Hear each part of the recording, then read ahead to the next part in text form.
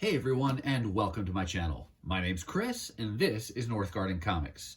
Today, we're going to take a look at this stack of back issues that come from a variety of sources, but as we go through the stack, I'll tell you where I got it and how much I paid for it.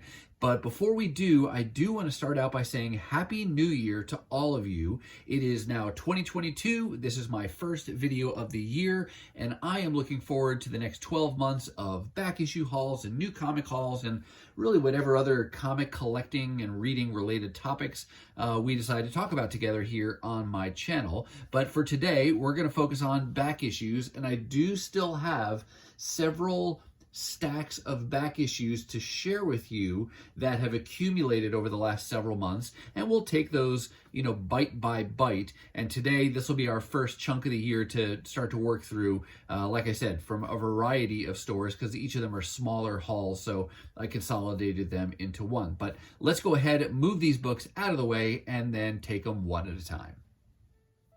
All right, these first few books that I'm going to show you are all dollar books, and they came from a local free comic show late in 2021, and it was hosted by Most Wanted Comics. It was held at a VFW, and it had a variety of vendors and even some creators, and I love to hit those local shows because it's really focused on the comic books, and then occasionally some creators like they had at this show. And the three books from this show that I picked up to share with you are this Mighty Thor here. This is number 21, and this is part of the John Romita Jr. run that I am putting together, and I like the way Thanos and Mangog look on the cover there. Then I picked up Cyclops number 9. This was part of a 12-issue series focused on the teenager Cyclops, and this is the time-displaced teenager. So back several years when Brian Bendis was at the helm of the X-Men books, he had Beast go back in time and bring the teenage original X-Men into the present to try to kind of shock the adult X-Men back to their senses. Specifically Cyclops, he was trying to get his attention, and they had gotten off mission, and he was hoping that by seeing their original teenage selves that would, kind of shock them back to reality and get them back on task. And this is a spin-off series that came out during that period of time where Cyclops had the opportunity to meet up with his dad, Corsair, of the Starjammers, whom he had never really gotten to know growing up. And now they had this opportunity to go off and, be space pirates together. So this was a 12-issue series, and I got a few more issues to complete this run. And then I picked up Daredevil. This is from the Bendis Malieve era of Daredevil, issue number 44. And I think at this point now, I only have one more issue left of this volume to be able to complete that Brian Michael Bendis run from Daredevil that went from around issue 16 or so to somewhere in the early 80s. So one issue left to go in that run. All right, so that's it for that little local show. These next books here, actually, I got from a local store called Dreamer's Vault, and they pretty much only sell new comics, and then their back issues really just consist of recent new issues that no longer fit where they put their new issues. So as they start to get 4, 5, 6 months old, then they'll shift them over to their back issue area. And the great thing about Dreamer's Vault is that they sell all of their back issues at half off cover price. So it's a great way for me to fill in runs, get variant covers, and kind of just get a lot of extra things that I wouldn't normally buy because now it's half price. And on this particular day, I picked up some Transformers books to start with. This here is Transformers Secrets and Lies, number 1. This is a story that takes place just prior to the start of the Marvel run on Transformers. So it's kind of like a prequel to that comic book series. And I have this already. I just like to pick up some of the variant covers because I'm a big fan of Transformers.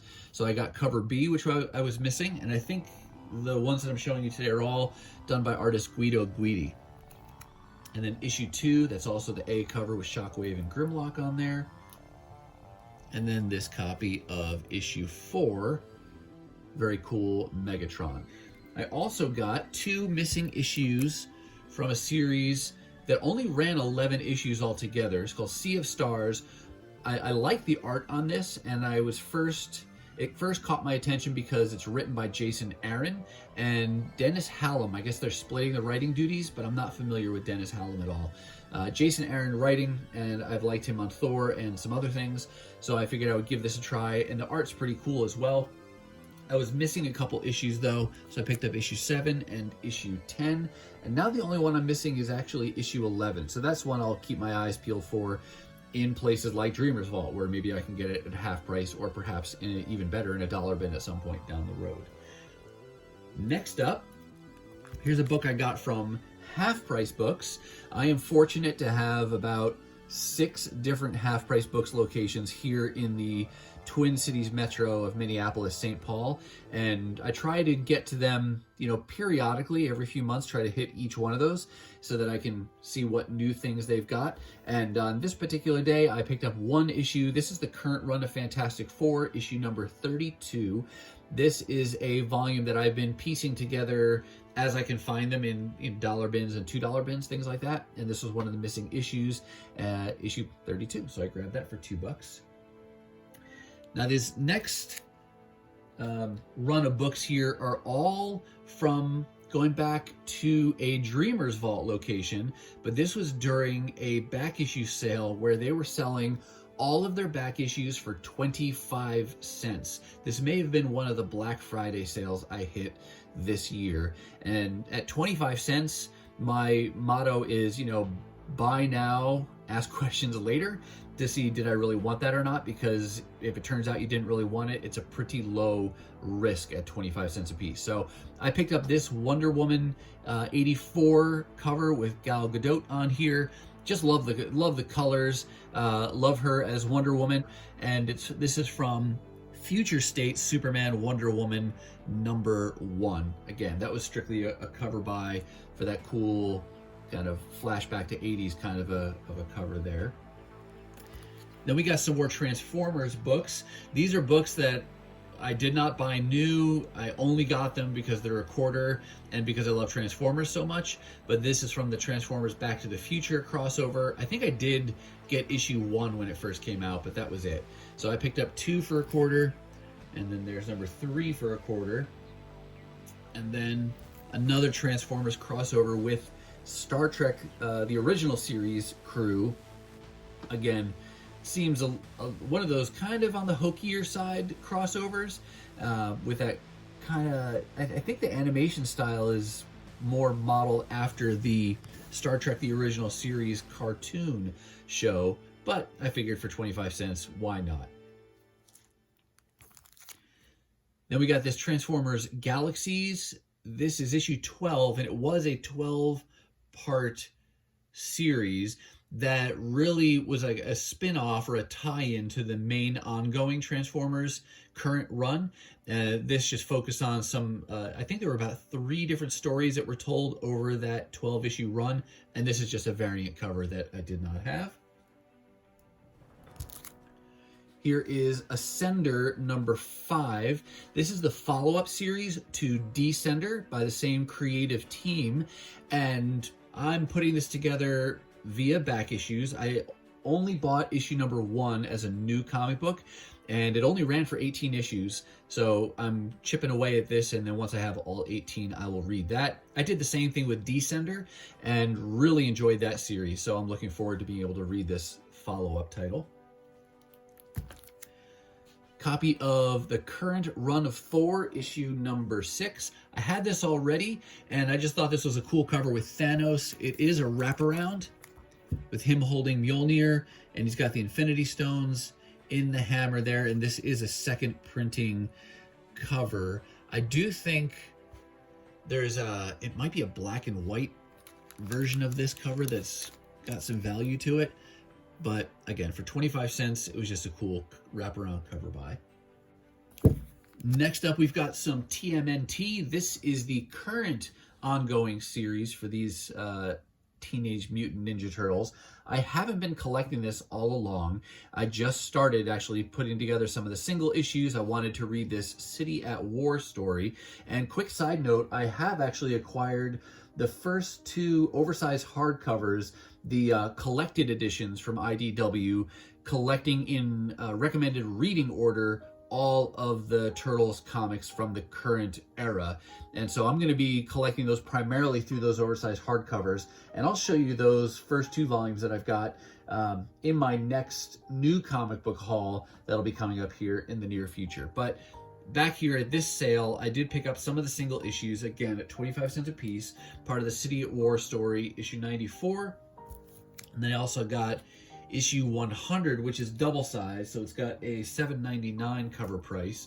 That's the A cover, but then I also picked up the B cover done by Eastman, and I think he does one of the variants for every issue, so that's pretty cool as well, that you get that real nostalgic feel to at least one of the covers for every issue. So that wraps up those 25 centers. Next, this is just kind of a one-off I got at a different half-price books. You can see I paid $3 for this. I just thought this was interesting. This is actually based on the Marvel handbook of the Marvel Universe. You can see pictured on the front here the characters that are covered here. But what makes this a little bit different, this is part of the Master Edition, and it's still in the plastic. It's open, so I could take it out, but it is very well preserved. But what they did was they came out with this version that's 3 hole punched, so you could put it in a binder.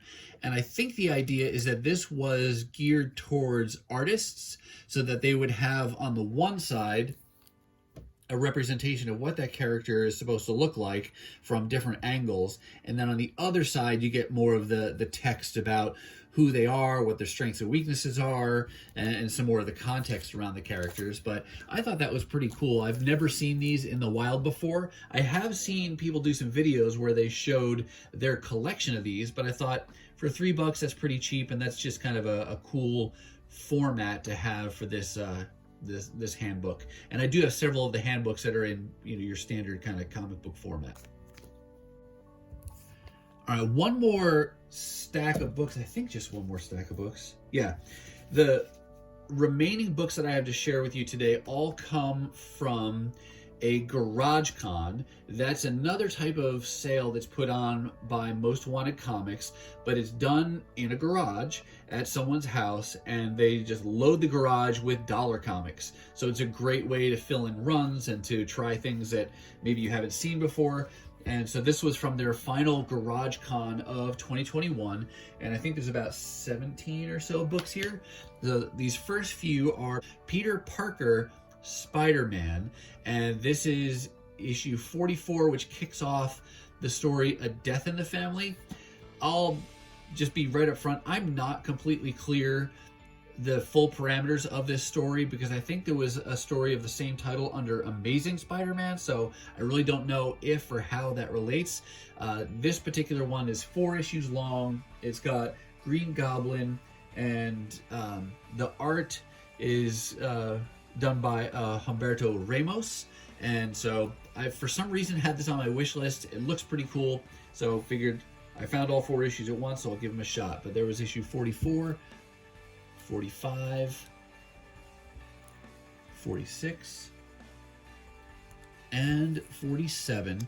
And this was during the period where they were resetting to legacy numbering.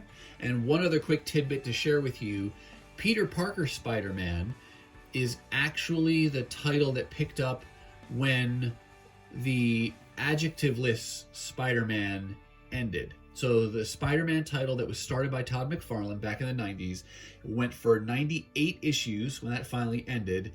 And when it restarted as Peter Parker Spider-Man. And so the legacy numberings that are picked up there are actually started by that first volume of Spider-Man. I share that because it took me a while to dig that up online. I could not for the life of me figure out where Peter Parker Spider-Man fit in, because if you look at the inside of these, I believe it actually says Volume 2, but I could never find a Volume 1 Peter Parker Spider-Man. So that's where that connection comes from.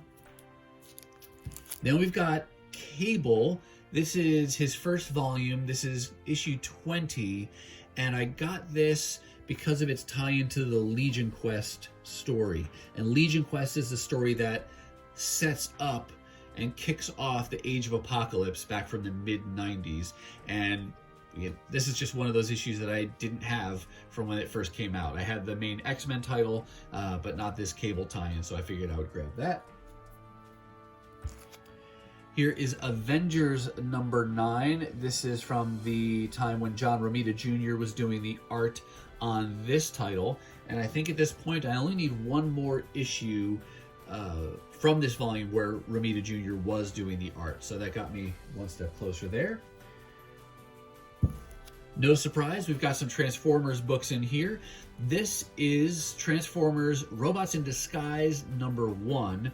They did a ton of covers, and I'm not trying to get every cover necessarily, but as I see them, I pick them up, especially when they're only $1. And so this is first printing, this is cover D, and it's got this metallic look to it, and I still like covers like that. So, and of course, like Wheeljack. This is a connecting cover. I think you can see, I think this is Bumblebee here. I may have that next cover over, but I'll have to check. Here's going back to the Dreamwave days of Transformers. This is one of the covers from issue 1 of the, I want to say this was the ongoing title, but one of the covers that I did not have. So again, $1, Transformers, variant cover, like it, gonna get it. Some more Dreamwave. This is issue 3, not the ongoing though. Dreamwave started out similar to the way IDW started out, in that they were doing 6-part limited series on Transformers, and then it would go to the next volume, do another 6-issue story, and it took a couple of those volumes before they actually started out with a ongoing. So this is from one of those, either the first or the second 6-issue volume. And again, just a variant cover I didn't have. I have all the issues, but piecing together some of the variants as I find them. There's issue 4. And I think a lot of these had both an Autobot and a Decepticon cover. So in this case, where you've got Wheelie, Cup, and Hot Rod, I must have had the Decepticon cover, and now they have the Autobot one as well. Now we shift over. Here's some Rocketeer. I've never had Rocketeer comics before. I really liked the Disney movie from the 90s. I thought that was super cool. I love the Rocketeer. And, never had any of the comics. But they did have this IDW limited series of Rocketeer Adventures. And I think it's just a collection, and maybe an anthology of stories. I'm not even 100% sure. And 3 of the 4 covers that I found, Alex Ross does the cover art, which looks great as well. But that's issue 1. And then there's issue 2. There's issue 3. That's the B cover, and that's the Dave Stevens cover. They didn't have the Alex Ross cover on this one, so I got the B cover there. And then finally issue 4, back to an Alex Ross cover. And then we're going to kind of end things with some Batman. I'm primarily a Marvel collector when it comes to current comics, but I was a Batman collector back in the late 80s, early 90s, and this is just one of those issues. This is Detective Comics number 675, part of the Night Quest, the Crusade storyline. It's a cool reflective cover there, metallic, which is very reminiscent of the 90s, but this is one of the holes that I had in my run, and as I find those for cheap, I like to go back and fill in some of those gaps that I've got from decades ago. So I picked that up, and then 2 more books to show you. These are current. This is Batman Curse of the White Knight, issue 1, or book 1. I've really enjoyed Sean Murphy, both writing and drawing on the White Knight limited series that he's done, and I didn't get any of them new. I'm piecing them together as I can find them. And the Curse of the White Knight now, with this GarageCon, I was able to finish out that volume. I'm still missing some issues from the first White Knight limited series that he did. Those are harder to find. Those were pretty popular. And there's a new one coming up starting in March, which will be, I forget what the full title is, but it's like White Knight Beyond the White Knight, something like that, but it's going to bring in Batman Beyond as well. But for now, I got Curse of the White Knight #1 and then Curse of the White Knight book 2, and with those 2 issues I was able to, like I said, complete the Curse of the White Knight story. I also found the Harley Quinn, which I can't remember offhand if I've shown those or not. Those may be highlighted in an upcoming back issue haul. But for now, that's going to do it for me, and that's going to do it for this back issue haul, the first back issue haul of 2022. I do hope you saw something that you liked. If so, don't forget to give it a thumbs up and let me know your comments down below. Now, if you're not quite ready for the YouTube fun to stop, I have hand-selected a couple videos here for you to check out. As always, thank you so much for watching, and I'll see you next time.